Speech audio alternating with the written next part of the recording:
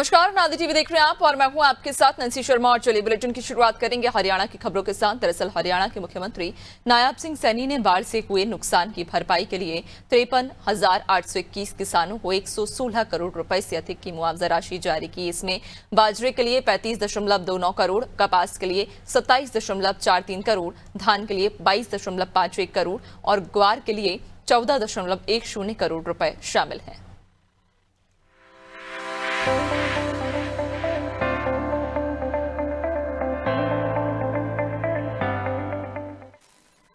भारी बारिश के कारण कई जिलों में बाढ़ की स्थिति उत्पन्न हुई है।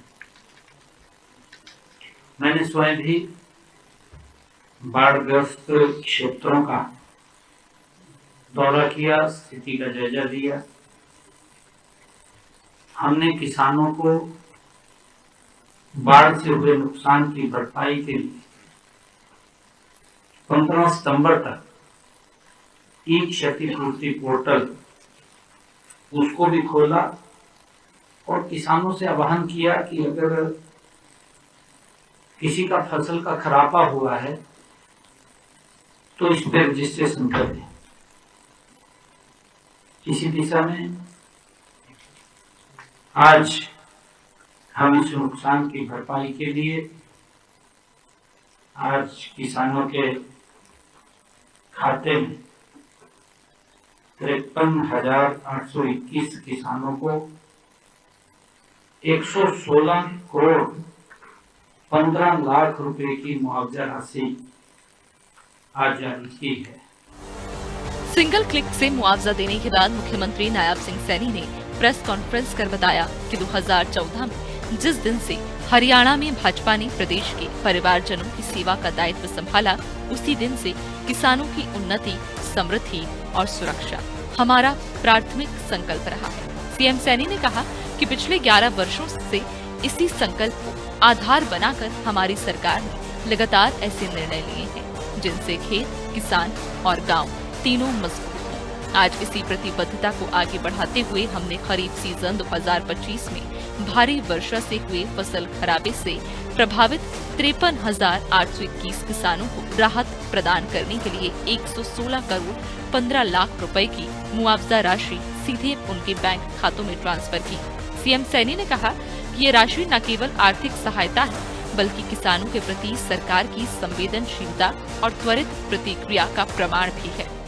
पिछले 11 वर्षों में किसान की फसल के खराबे का मुआवजे के तौर पर प्रधानमंत्री फसल बीमा योजना के तहत 15,448 करोड़ रुपया दिया है और इस राशि का भुगतान तुरंत प्रभाव से ये शुरू भी किया है। और मुझे ये भी बताते हैं कि अगले जो आज हमने राशि जारी की है, आज की राशि जो 116 करोड़ 15 लाख रुपए आज हमने जारी की है, ये आने वाले अभी एक सप्ताह के भीतर सब किसानों के खाते में ये पहुंच जाएगी। मैं ये भी बताना चाहूंगा कि इस खरीफ सीजन फसल में जो किसानों का नुकसान हुआ था, उन नुकसान की सत्यापन की जो काम किया है उसमें लापरवाही बरती है। उसके एवज में भी जब मैं रिव्यू बैठक कर रहा था तो 6 पटवारियों को उनके ऊपर कार्रवाई की गई थी क्योंकि उन्होंने अपने काम में कोताही बरती। हमारी सरकार किसान के साथ खड़ी है, किसान के प्रति हमारी सरकार जवाबदेह है। किसान की अगर फसल का खराबा होता है तो सरकार मुआवजा पहुंचाने का काम तुरंत करती है।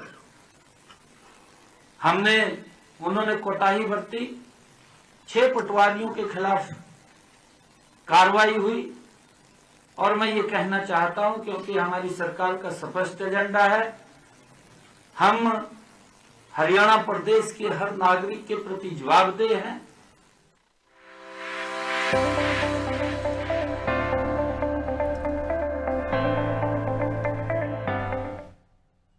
और हरियाणा के मुख्यमंत्री नायब सिंह सैनी ने उनके निवास पर ब्रिटिश दूतावास की डिप्टी हाई कमिश्नर अल्बा स्मेरेग्लियो ने भेंट की। इस दौरान ब्रिटिश के शीर्ष विश्वविद्यालयों द्वारा हरियाणा में कैंपस खोलने पर महत्वपूर्ण चर्चा हुई। इससे प्रदेश के युवाओं के लिए विश्व स्तरीय शिक्षा, उच्च कौशल और रोजगार के नए अवसर उपलब्ध होंगे।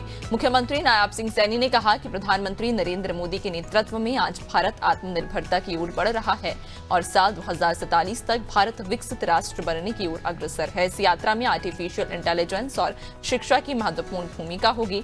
हरियाणा सरकार इस लक्ष्य की ओर बढ़ते हुए हरियाणा को वैश्विक शिक्षा का केंद्र बनाने के लिए निरंतर कार्य कर रही है और विदेशी विश्वविद्यालयों के कैंपस हरियाणा में स्थापित करने के लिए प्रयास किए जा रहे हैं। ब्रिटेन के विश्वविद्यालयों का हरियाणा में आना दुनिया में शैक्षणिक पहचान को एक नई दिशा देगा।